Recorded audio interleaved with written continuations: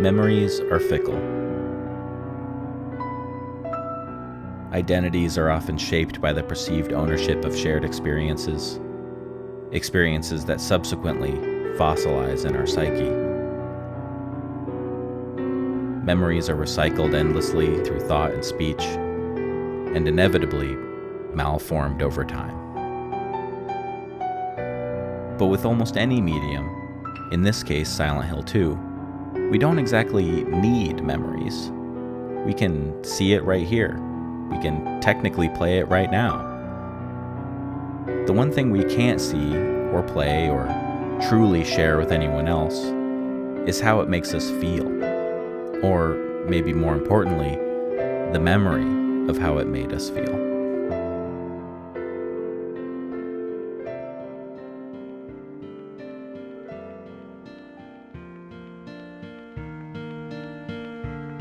If you haven't played Silent Hill 2, I highly recommend doing so. With the game being over 20 years old, there's a good chance you already know some of the themes of the game or have been shown or told them in some way or another. Story beats and characters have been dissected countless times over the years, and its influence has been felt strongly across media since its release. But despite its wide range of breakdowns and interpretations, it's still worth going back today. Silent Hill 2's remake has been very well received by fans. Capturing how we felt all those years ago is no easy task, but I'm not here to say one is definitively better than the other. They are different games, and no one's getting replaced. All I have is an immense respect for the original Team Silent and subjective takes.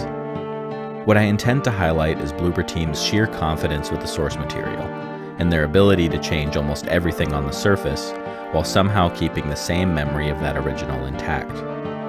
Keeping the nuanced core of the gameplay and story, and preserving the feeling of playing it back in 2001. And for a game that millions of people hold so close to their hearts, the true success is how Silent Hill 2 elevates the moment.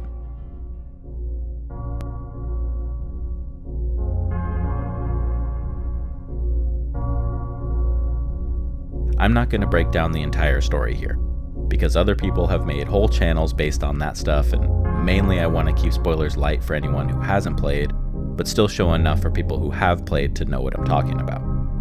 But just a quick summary for people who don't know, you play as James Sunderland, a man who recently received a letter from his late wife Mary, asking him to meet her in a town called Silent Hill. The town constantly changes between normal enough town to hellish shape-shifting landscapes, where the general gameplay consists of exploring the town, likely being blinded by darkness while solving puzzles and learning complex layouts of buildings, fighting for your life, and meeting surreal characters while learning about their past or current traumas. Almost everything from the original game is intact in some way.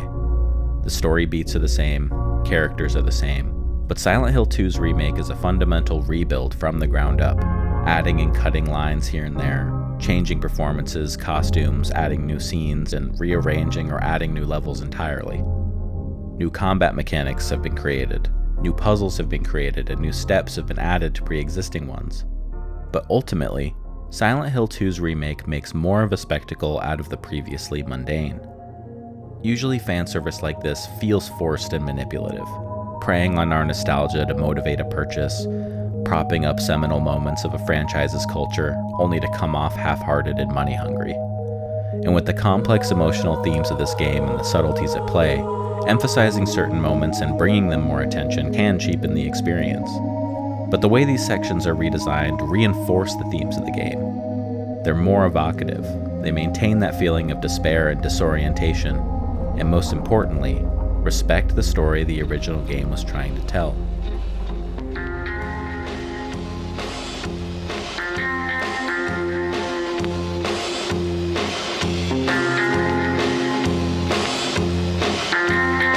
The town of Silent Hill is a foggy, dreamlike tourist location. In the original, the fog was a tech limitation of the hardware, but eventually grew to become a stylistic choice. The town is bare and unpopulated. Random barriers block certain roads, making the town confusing to navigate, even if your map makes it seem relatively straightforward. Creatures litter the streets and alleyways, and the soundscape is constantly antagonizing you. This is all an effort to make you feel uncomfortable, of course, but something still feels a little bit off. There are large portions of unused spaces. The sides of streets are basically just walls the entire way down. The streets are scaled slightly strange, being a bit too wide and a bit too long. Doors are placed strangely or not at all. This is definitely just a time issue combined with the limited tech available at the time, as the original game had some of the best graphics people had ever seen on release. What I mean to point out is that this town wouldn't function. This all makes the original town still feel wrong and unsettling, but I don't believe all these things were a conscious choice, as the technology to render graphics in a photorealistic way as the game attempted just wasn't advanced enough to do so yet.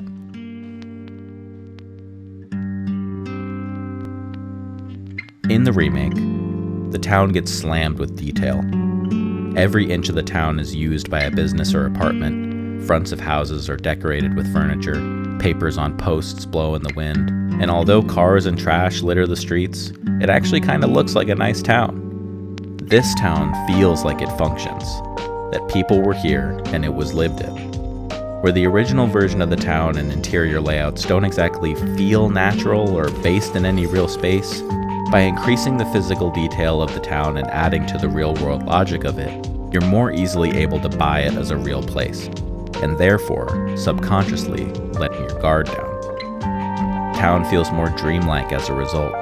Everyday spaces that we interact with day to day, now filled with otherworldly elements, and the intended surrealism comes through with more focus. Hallways change shape, rooms on your map won't exist, and it's all narratively tied to the aggressive behavior of the town itself.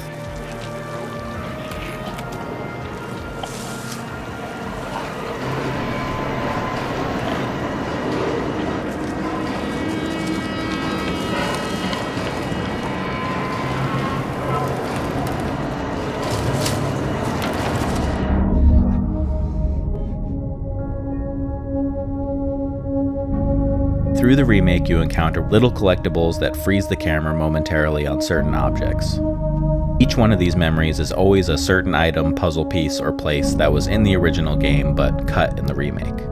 At first I felt as if the game was taunting me with my own nostalgia. I worried about what else the game would exclude, and just explain it away simply by drawing my attention to it.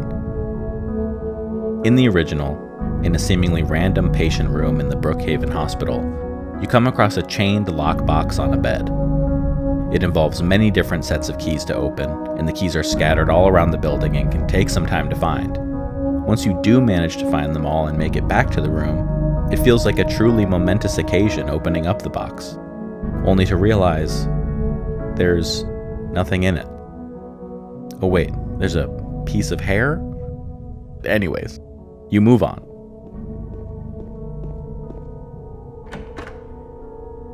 In the remake, you encounter this same lockbox bed. This was where my skepticism ended, however, and I truly saw the intent of these memories. Some short time after wandering the dark halls of the hospital, you round a corner and see it.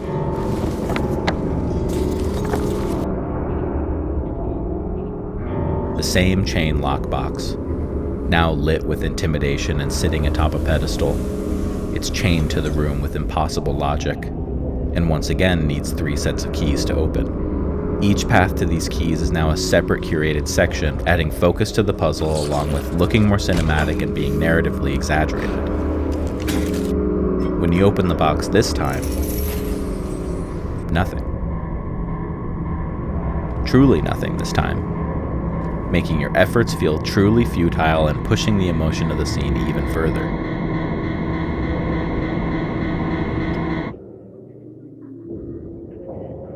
This moment isn't framed as a big deal in the original, but its casual placement and seemingly unsatisfying non-reward sticks with you. The remake excels at taking those stagnating fixations of obscure details, the fascination with the obtuse and awkward, and in this case, literally puts them on a pedestal.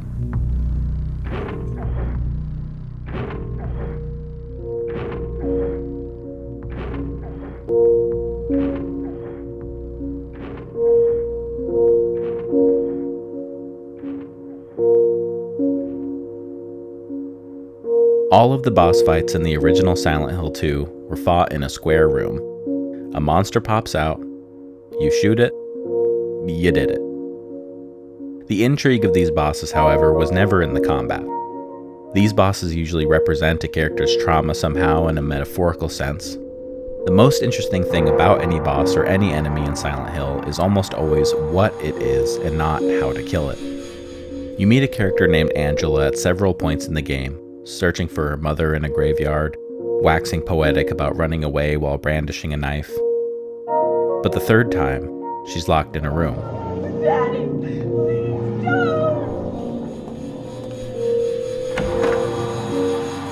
The room is made of flesh. Pistons move back and forth within holes in the walls. An enemy in the shape of two people combined into a bed appears. The literal name for this enemy being called Abstract Daddy. I don't think I need to explain what this room symbolizes. You fight this monster for about 1 minute, or less. You blast him with a shotgun, she throws a TV on him, you have a tiny conversation, and then move on. It's still poignant and leaves you with an impression, but the section is likely so brief and not treated with as much gravity, and the Abstract Daddy enemy is also reused at certain points in the game, further minimizing his true role.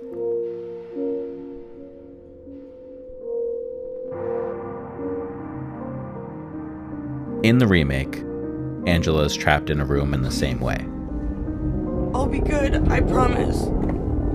But she's trapped in an apartment this time. The scene plays out essentially the same. The Abstract Daddy busts through a wall and now chases you through infinite apartment hallways. During the pursuit, the rooms shift. The apartment walls peel back to expose the flesh underneath. Angela's relationship with her family and the torment of her choices exposed.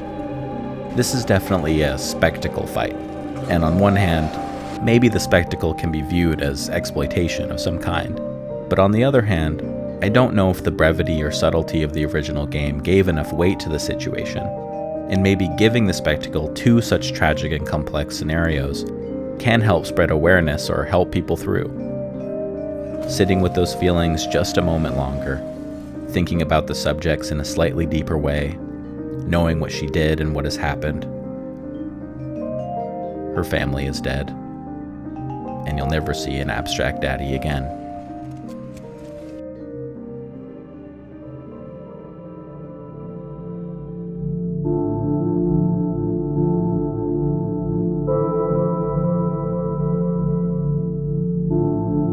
Silent Hill 2's remake and the original are so vastly different yet specifically similar.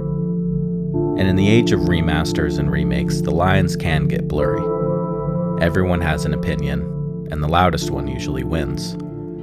But what I appreciate about Bloober Team's dedication to the original was their awareness of the obscure, the intention in the confusion, the subtlety within the spectacle, and overall, an appreciation for the source material that doesn't try to replace what came before. Silent Hill 2 is a fan of Silent Hill 2. It wants to be alongside it, add to the growing theories, and have fun talking about it. It didn't run from its past.